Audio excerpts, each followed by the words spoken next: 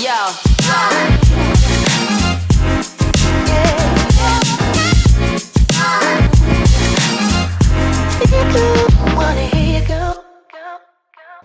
Halo semuanya, selamat datang di podcast Inspirasi Karir.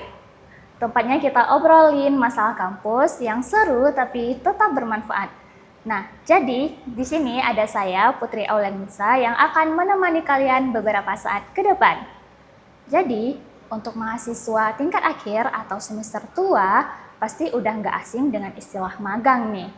Nah, jadi pasti ada yang excited, mau magang, dan ada juga yang bingung nih harus apa. Misal kayak aku harus ngapain ya, aku harus kemana, atau apa aja yang harus dilakukan saat magang. Daripada kalian bingung, mending kita bakal bahas ini dengan narasumber kita, yaitu ada Abang Ibda. Boleh Bang perkenalkan dulu? Ya, perkenalkan nama saya Ibda Dwi Tamadeski, saya mahasiswa Politeknik Negeri Lok Sumawe, berjurusan Teknologi Informasi dan Komputer, dan prodi aku di Teknologi Rekayasa Multimedia. Oke, kita langsung masuk ke pembahasannya dan kita bakal membagi 3 segmen, yaitu sebelum magang, pas magang, dan yang terakhir setelah magang. Oke, babak pertama kita mulai sebelum magang. Pasti kita udah ada nih target masuk ke instansi mana atau ke perusahaan mana. Tapi kadang kita bingung nih, apa yang harus kita lakuin. Nah, apa sih langkah awal yang harus kita lakukan untuk masuk ke instansi target kita nih Bang? Nah, ini pertanyaan yang bagus ya. Untuk langkah awal kita perlu untuk menyurvei tempat. Oke. Dan cari informasi tentang perusahaan yang ingin kita lempar lamaran magang kita. Berarti kita harus cepet nih. Nah, itu dia, kita harus cepat dibandingkan orang lain. Nah, ini kan perusahaan ini dia punya kuota terbatas ya. Iya, benar sekali. Jadi siapa cepat dia dapat. Benar sekali. Kadang terutama kita kan berlomba-lomba juga sama teman-teman yang lain. Iya, betul. Terkadang kita kan udah terpacu sama cepatnya nih. Dan ada yang buat asal-asalan karena mengejar waktu. Bagaimana sih caranya biar kita berkas-berkasnya itu enggak berantakan dan enggak asal-asalan? Nah, ini dia beberapa tips untuk supaya kita nggak asal-asalan ya untuk lempar lamaran Ya, ke benar. perusahaan atau industri. Yang pertama kita harus menyiapkan CV. CV, untuk pembuatan CV ini teman-teman udah pada tahu lah ya. Iya, pembuatan betul. CV. Terus kita harus melihat apa yang industri itu inginkan.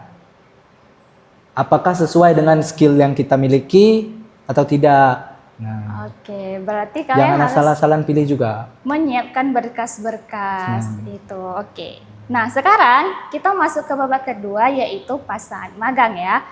Nah, katakanlah kita udah diterima nih di perusahaan itu. Apa sih yang harus kita lakukan? Atau ada nggak cerita menarik saat abang lagi magang gitu? Satu-satu dulu nih ya. Oke. Dari mana dulu Kak? Dari ini, cerita menarik saat magang. Atau apa sih yang pertama yang harus dilakukan saat magang setelah diterima? Kebetulan aku magang di TV lokal ya, di Kota Banda Aceh. Untuk tugas aku pertama kali itu aku belajar untuk ngedit berita. Karena ini TV lokalnya siaran utamanya itu berita. Berita news dari se-Aceh lah. Oke, jadi kan pasti seru ya nih. Berarti kalau kita kerjanya bagus, nanti bakal dikasih kepercayaan sama atasan. Biasanya minggu-minggu awal kan kita belum terlihat nih kerja kita gimana. Iya. Apa sih tipsnya Bang biar atasan lihat, wah dia nih bagus banget nih kerjanya gitu. Nah, balik lagi ke yang tadi ya, kan kita harus survei dulu tuh perusahaan yang atau industri yang ingin kita lempar lamaran. Iya benar. Berarti kan kita sudah punya basic skill untuk menyatu dengan aktivitas di industri dong. Oh iya betul-betul. Tentunya untuk basic kita udah pasti ngerti ya. Paling untuk pengeditan di bagian ciri khas dari perusahaannya. untuk menguatkan. Berarti kita enggak jadi mahasiswa pasif, tapi kita harus terdorong untuk mencari tahu gitu. Iya. Oke. Di perusahaan tertentu itu biasa ada etika dasar yang harus dipelajari nggak sih? Misalnya kantor terhadap anak magang. Oh, ada dong. Pasti kan kita sebelum pergi untuk dilepas magang dari universitas atau kampus ya, Ya. kita pasti dikasih pembekalan sama dosen terkait. Oh ya, benar-benar. Oke, ada nggak Bang cerita menarik Abang selama di magang nih? Untuk cerita menarik ada 2 kali. Oke, boleh mungkin diceritain. Untuk yang pertama itu kami diajak untuk live stream dalam event Maulid di lapangan, live stream langsung, siaran langsung. Banget dong. Iya. Terus ada lagi nggak misalnya cerita yang lebih menarik? Yang lebih menarik paling ini tentang live stream tentang pertambangan di Aceh. Itu kami yang live stream. Itu biasa kalau live streaming itu kita harus ngapain? Ada disuruh ngapain gitu? Ada pekerjaan khusus yang harus dilakukan? Nah, aku kan jadi ini magang berdua ya sama teman. Iya. Jadi kami dibagiin tugas. Temanku ini untuk bagian kameramen. Kameramen dan audio. Nah, kebetulan aku di operator kamera.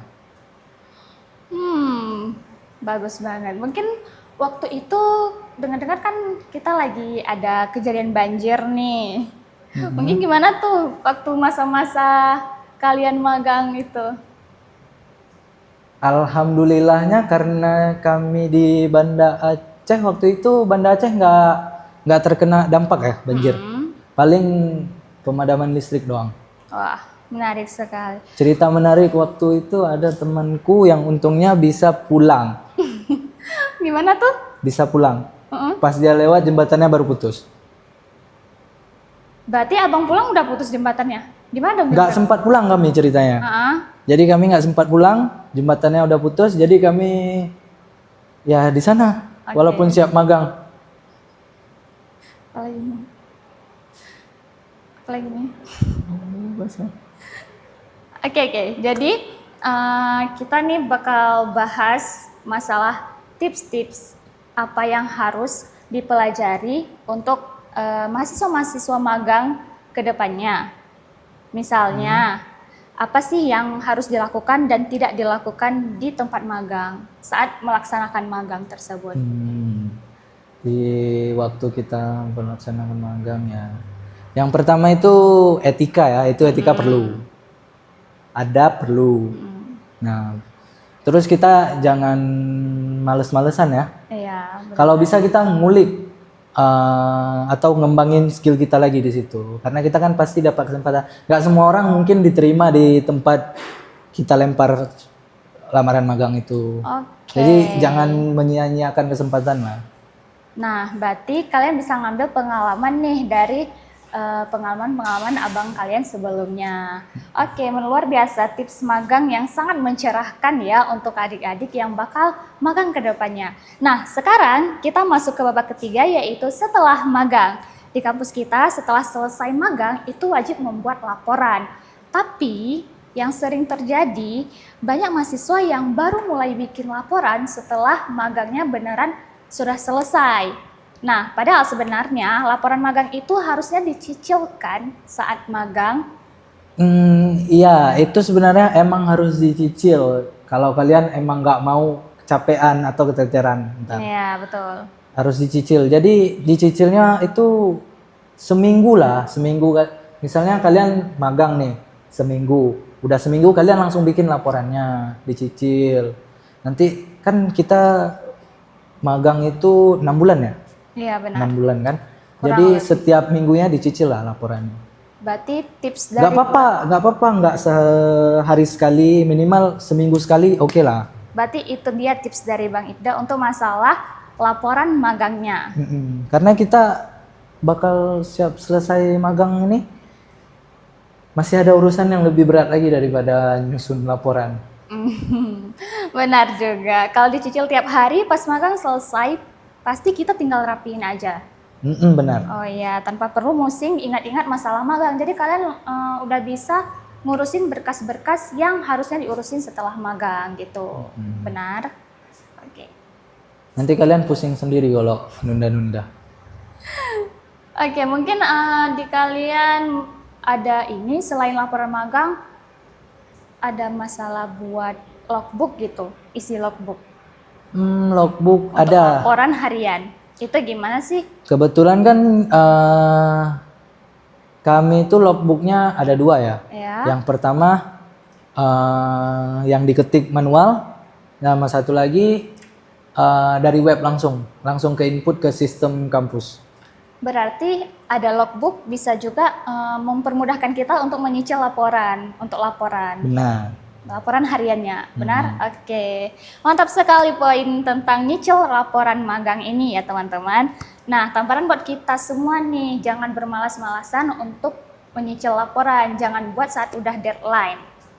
Nah, jadi tidak terasa sudah pembahasan kita lengkap perjalanan magang dari sebelum magang hingga setelah magang, yaitu membuat laporan.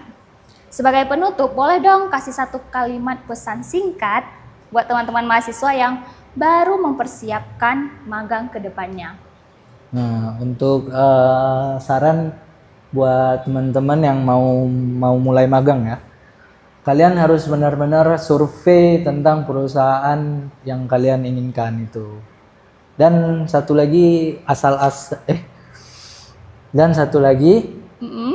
Jangan buru-buru tapi jangan asal-asalan. Oke. Cepat-cepat dia dapat. Mantap sekali nih tips dari Bang Ibda untuk kalian. Nah, jadi nggak kerasa nih pembahasan kita udah di akhir. Terima kasih banyak untuk Bang Ibda atas waktu dan semua tipsnya yang sangat bermanfaat untuk kita semua, terutama bagi mahasiswa-mahasiswa yang ingin magang ke depannya. Sukses terus buat Abang Ibda ya. Terima kasih untuk tips-tipsnya. Canggung sekali. Oke teman-teman akademika, itu tadi obrolan seru kita seputaran magang. Semoga setelah mendengarkan episode ini, kalian enggak bingung lagi harus mempersiapkan apa saja untuk magang ke depannya. Nah, jadi pas dikerja kantor sampai beresin laporan kampusnya atau laporan magang untuk kampusnya. Saya Putri Aulianisa pamit undur diri, sampai jumpa di episode selanjutnya. Bye.